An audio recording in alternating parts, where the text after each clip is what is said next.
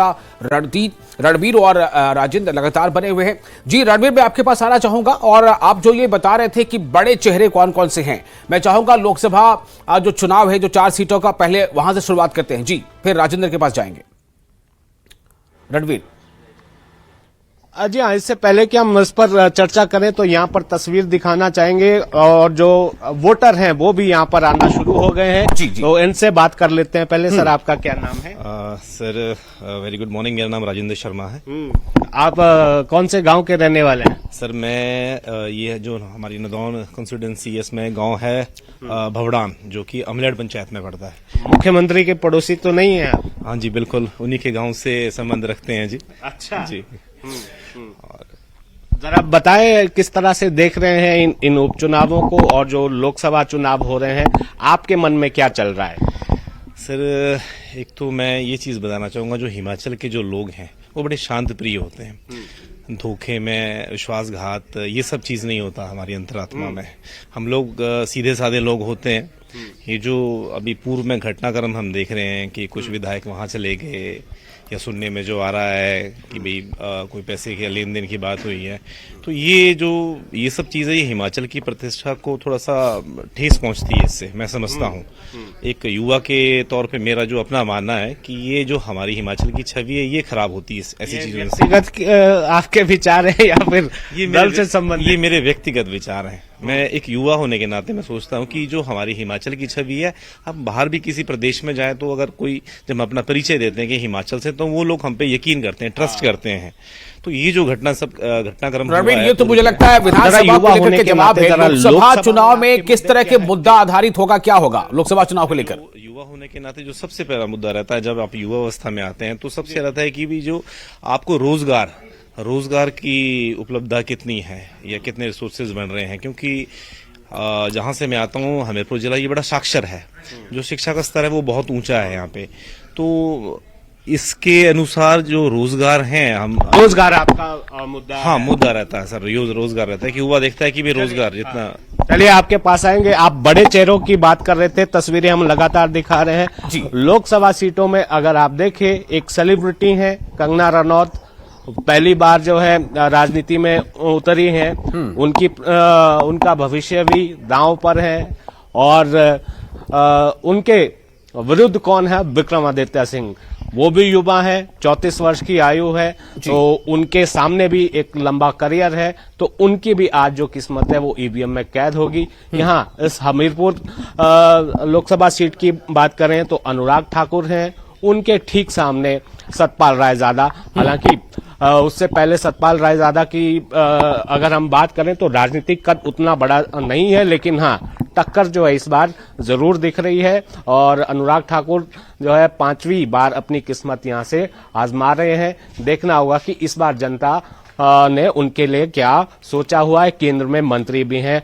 अगर कांगड़ा सीट की बात करें तो कांगड़ा में कांग्रेस ने सरप्राइज किया था। दिग्गज चेहरा देश की राजनीति का, पूर्व में केंद्रीय मंत्री रहे, लेकिन पहली बार ये है कि वो इलेक्टोरल पॉलिटिक्स में उतरे हैं 40 साल बाद, यानी 4 दशकों बाद वो जो है इलेक्टोरल पॉलिटिक्स में उतरे हैं, चुनाव लड़ रहे हैं। इससे पहले वो राज्यसभा से ही जाते रहे हैं। भाजपा की तरफ से बात करें तो राजीव भारद्वाज वो संगठन का चेहरा है, और राजनीतिक अगर हम चुनावी राजनीति की बात करें तो वो उतना बड़ा चेहरा जो है कभी रहे नहीं है दोनों प्रत्याशियों की अगर हम बात करें। और अगर हम शिमला सीट की बात करें तो शिमला सीट थोड़ी दिलचस्प इसलिए भी है कि एक जो प्रत्याशी कांग्रेस ने दिया हुआ है वो सोलन जिला से है, पहली बार विधायक बने थे।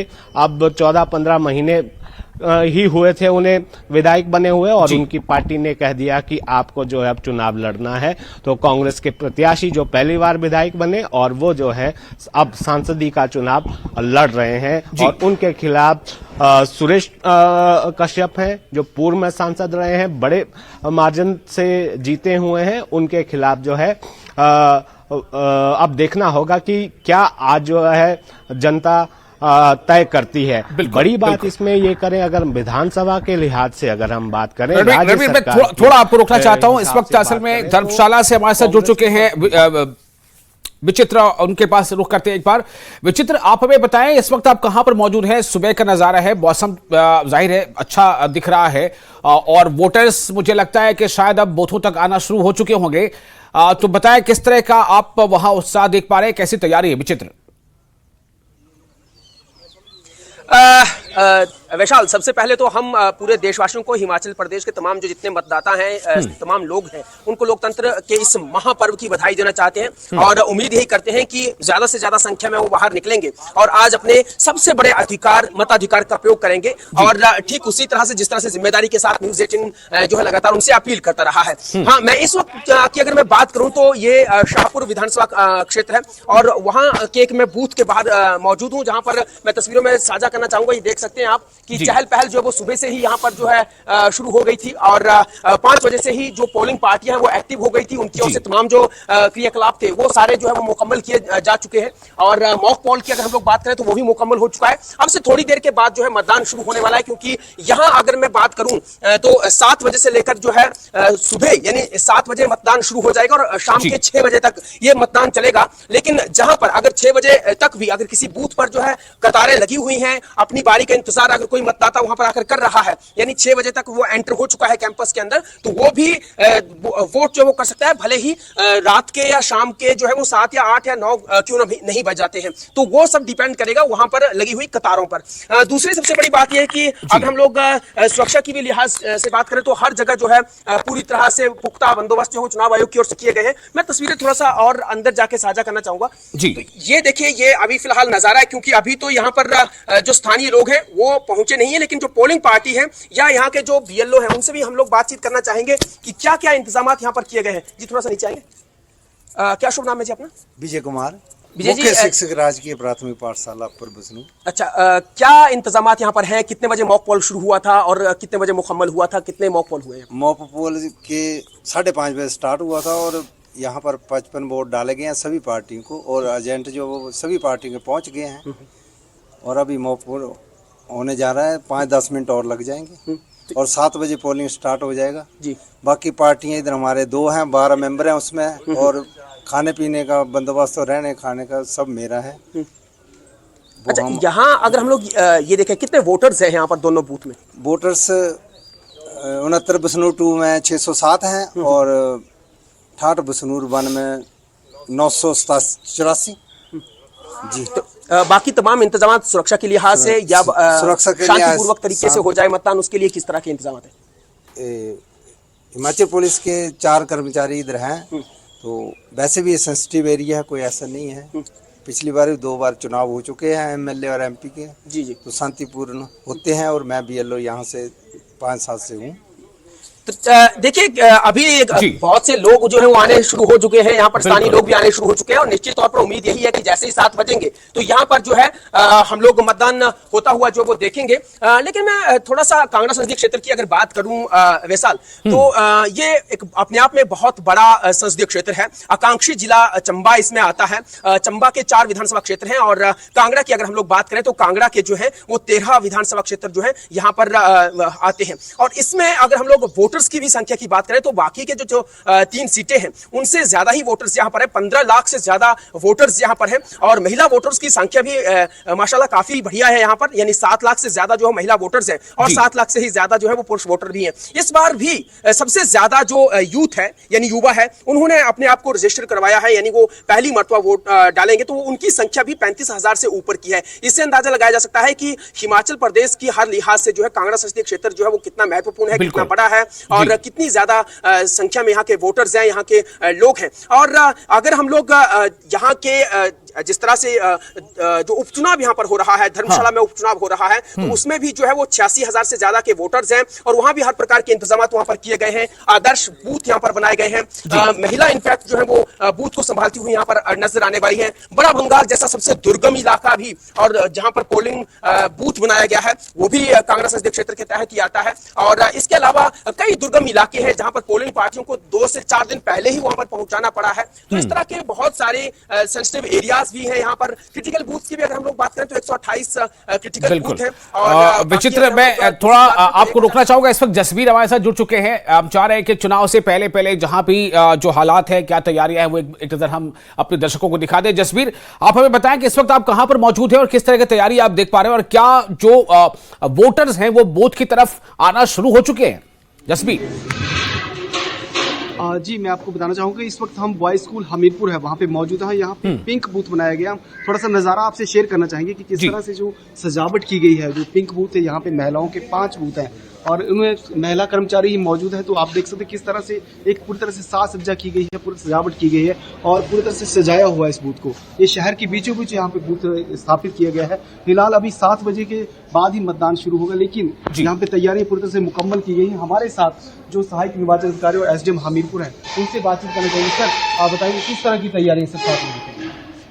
देखिए जी, मोकपोल का जैसे प्रोसेस शुरू होना था 5:30 बजे 90 मिनट पहले एज पर ईपीए गाइडलाइन, वो हमारे सभी पुलिस स्टेशन पर 7 बजे जो है एक्चुअल पोल जो स्टार्ट कर दिया गया है। तो अभी हम भी जो है फीडबैक ले रहे हैं कि कहीं अगर कोई दिक्कत है पुलिस स्टेशन में तो उसको रिजॉल्व किया जा रहा है और 7 बजे जो निर्धारित समय है उस टाइम पे जो मतदान की प्रक्रिया शुरू करते हैं। सर, पिंक बूथ भी यहाँ पे बनाया गया, सर क्या पर्पज है?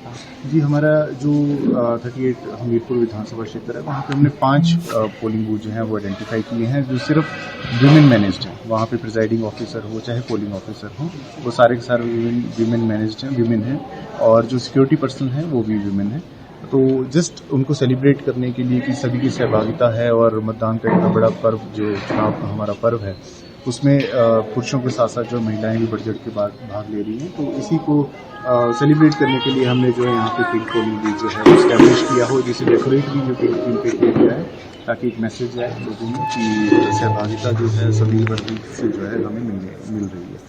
इसके अलावा हमने पीडब्ल्यूडी भी एक पीडब्ल्यूडी संचालित हमारा एक मतदान केंद्र है जहाँ पे पर्सन विद डिसेबिलिटी जो है वो उसको संचालित कर रहे हैं। इसके अलावा हमारा एक जो है यूथ मैनेज्ड पोलिंग स्टेशन भी है जिसमें 30 साल से कम आयु के व्यक्ति जो है वो पुरुष जो है वो प्रिजाइडिंग ऑफिसर हैं और पोलिंग ऑफिसर हैं।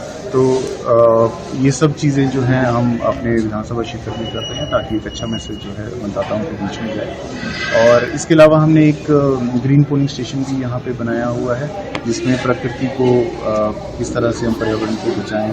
जसबीर, एक सवाल कीजिएगा, हिमाचल प्रदेश में अक्सर यह देखा जाता है कि वोटिंग प्रतिशत अच्छा खासा होता है, क्या इस बार कुछ नया रिकॉर्ड बनने जा रहा है? सभी को इन्वॉल्व करके जो हमारा इलेक्शन है उसको कर रहे हैं। सर, क्या मानते हैं इस बार की जो वोटिंग परसेंटेज है इसमें कोई नया रिकॉर्ड बनने की उम्मीद है?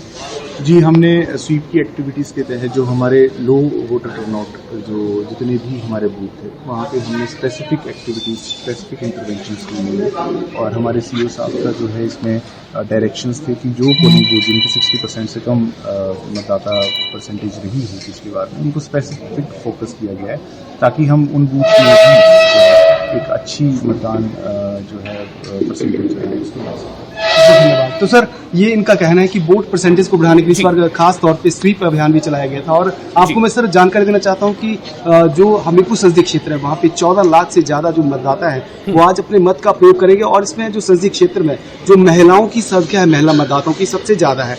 तो कुल मिला के अभी 7 बजे का इंतजार है क्योंकि अभी 7 बजे को कुछ समय बाकी है, तो यहाँ पे मतदाता नहीं पहुंचे थे। फिलहाल तैयारी छोटी सी जानकारी दे दे। वैसे तो मुकाबला माना जा रहा है कि सीधे सीधे जो बीजेपी बनाम कांग्रेस है, लेकिन इसके अलावा भी यानी जो रायजादा हैं या फिर अनुराग ठाकुर के अलावा भी और कितने उम्मीदवार हैं मैदान में? जी, आपको बताऊं कि इसके अलावा कुल 7 उम्मीदवार हैं जो उस चुनाव मैदान में है, लेकिन जो मुख्यतः जो मुकाबला है जो भाजपा और कांग्रेस के बीच में ही है। तो आज मतदान का दिन है और जो मतदाता हैं अपने मत का प्रयोग करेंगे और किस प्रकार वो अपने मत का प्रयोग करते हैं ये तो अब भविष्य की गर्भ में छिपा है। और जो 4 तारीख को जो चलिए, मैं आप लोगों के पास फिर से लौटता